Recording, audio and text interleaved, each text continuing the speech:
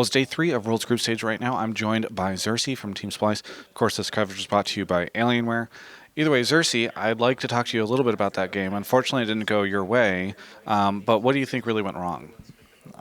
I mean, honestly, it's just simple. Like we threw so many times at Baron, it's not even funny. Like the game was so free. Like we actually got such an insane early lead, and the fact that we are not able to close with such a lead is rather depressing. But at the same time, when you look at it, it should be an easy fix, right? So maybe because we lost in such a manner, it will have more impact for the upcoming games when we will have that lead, we will be in mid game, and we will look at the Baron and be like, no, we've been in this position before, we cannot do this anymore. And hopefully this will win us some games. Yeah, I mean, do you think that was just on-stage jitters? Or, I mean, because I think obviously that was a tough game. I mean, I feel like we got caught at some point, so we kind of slowly lost confidence over time. Like we started confident, but then we got picked a bit here and there, so we lost confidence. So I guess we got a bit nervous, but that should be no excuse. I think we just simply played bad the mid game, and that's that. What do you think about your group? Because your group in particular, there's been a lot of memeing about Group B and all that kind of stuff. So I'm kind of curious what you think of the group. I mean, when you look at all the groups and you look at our group especially, I guess it does look easy. But I mean, I guess it is a bit easier than the others, but it's still obviously still tough competition. Are there any teams in particular that you see really stand out? I mean, a lot of people are saying FPX, but then others feel as though they're not playing up to their form. Well, I do believe FPX is still a good team, and their mid game is obviously like really good and all that. But I actually think there is no scary team in this group. We still have to face J team and see how we do against them. But so far, I'm not too scared about like against any team. How do you believe you will fare against J team tomorrow? Hopefully, we can take today as a learning experience, like I said, and just know what to do tomorrow and get a win. What's it like for you playing in front of the hometown crowd? I mean, honestly, it's just crazy that this is my first year at Worlds, and not only that, I get to play on home soil. It's just such a insane experience, and I just want to deliver. Do you feel like that adds pressure, or do you think it like helps you in a sense? I think it adds pressure, but I would say in the good sense. I like to have this pressure and to feel like I'm competing for something meaningful, and that makes me just want to perform even better. Whenever analysts are talking about LEC at Worlds, it feels like there's so much time spent on G2 and Fnatic, whereas Splyce is kind of less talked about in general. Do you think that is helpful for you guys in a sense? Like you guys kind of end up being the underdog? I guess it's good to be the underdog because obviously there is no pressure on you to perform and everyone thinks you're shit. But it's also understandable because we have Fnatic and G2 who are like insane like teams, so they deserve the praise they're getting. And I mean, honestly, it's just better to be underdog and just prove to everyone that we are better than this. Yeah, I mean, that's what I was going to ask. You said, your words, not mine, you said everyone thinks you're shit.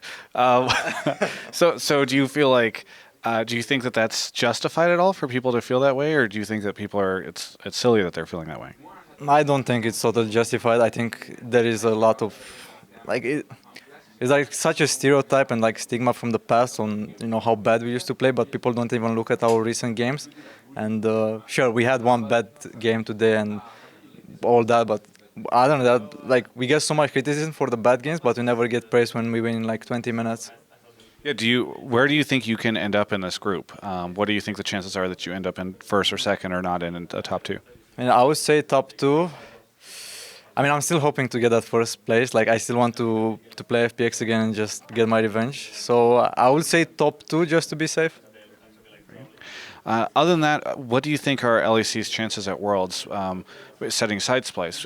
With G2 and Fnatic, obviously you play against these teams all the time, so you have some context on what you think they can accomplish here. Well, G2 can definitely win it all. Like, they're such an insane team and just so fun to watch. And obviously, they have so much talent. They have so many crazy picks. I mean, honestly, I just don't see them losing, really. So you think that 100% they'll take Worlds? I would like to believe so, yeah. Okay. You're also competing in this tournament. So what does that say about your chances?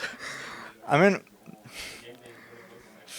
It's hard to say because like when I will be facing them, I will obviously think I'm better than them, and I will never go into a game with the mentality that I'm playing against G2, we are weaker or whatever like that. No, I will go into the game and I will think I am better until I just lose the game.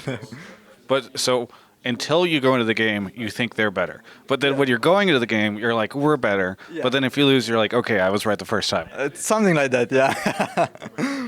Other than that, what's it like for you to have Worlds here? I mean, I know we talked about you playing on home soil and how nice that is, but also kind of cool that this is, I'm sure for you that Worlds is taking place in your region this year.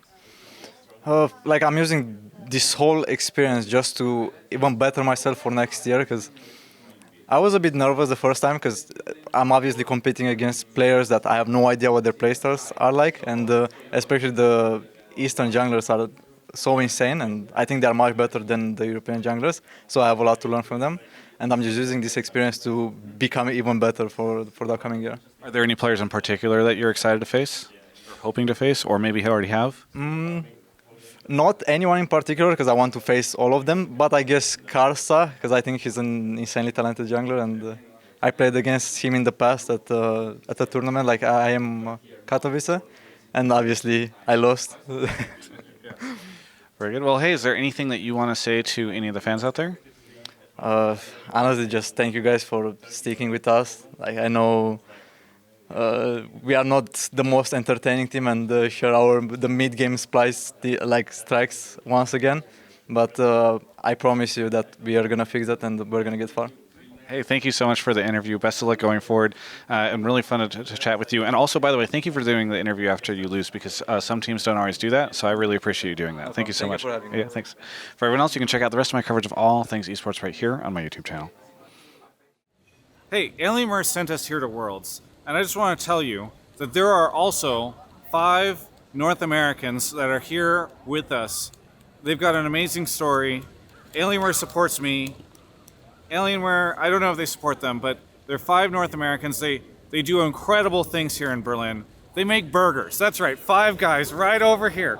5 Guys, North America. I don't know how I'm going to integrate Alienware into this other than to say Alienware is delicious, just like 5 Guys. Actually, I don't really like 5 Guys. I like Alienware way more than I like 5 Guys. In and Out is way better.